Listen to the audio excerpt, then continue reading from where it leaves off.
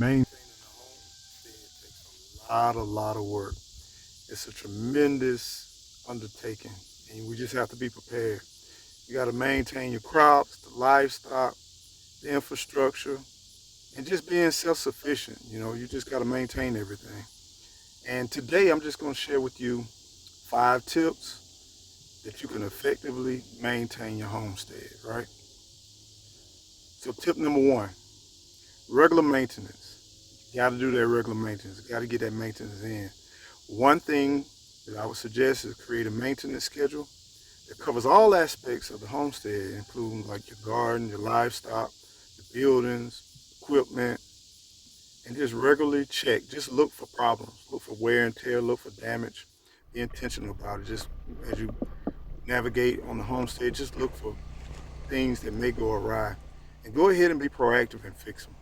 You want to just stay on top of it. The things that are minor will become major. Trust me. Tip number two: you want to you want to record like all your maintenance. So if you have a regular maintenance, or if you're planning, go ahead and put it on a calendar. Use a physical calendar, or use a reminder that you planted certain crops on a certain time, and if it takes so many weeks, you want to put all those checkpoints into your calendar. Your watering times, you want to put a lot of different things to kind of remind you, so you can stay on top of it, because there's a lot to maintain. And just remember, the more land, the more things you grow, the more things you take care of, the more maintenance it is. Tip number three: you want a sustainable practice. You want to definitely sustain your homestead.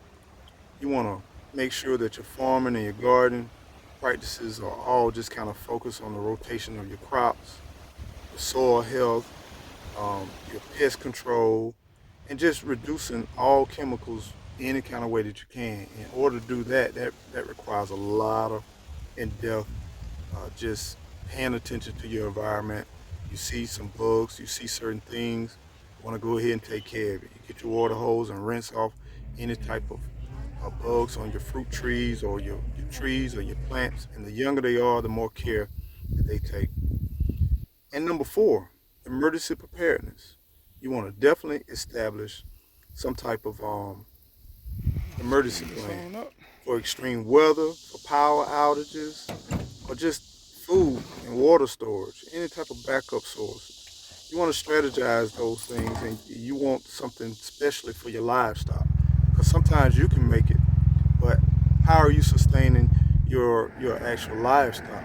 Because they may need some things that where you can do without, they may not be able to do without, especially some of your young livestock as well, or even your crops, your young crops, the young crops that may need, cold weather. Pay attention to the weather patterns.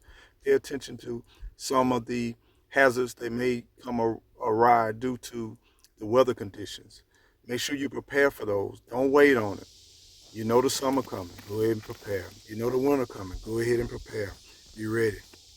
And this is number five, and this is so critical. You want to continuously learn.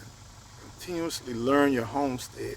Sit back and watch. Watch the seasons. Watch when the rain. Watch where the rain runs.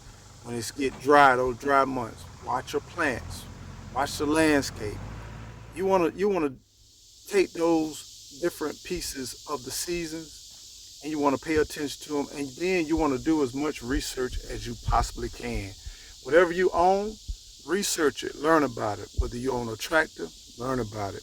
If you own uh, any type of agricultural equipment, your lawnmowers, your plows, if you own skid steer, your trucks, everything around your homestead that's critical to your homestead, learn about it. Learn how to work it.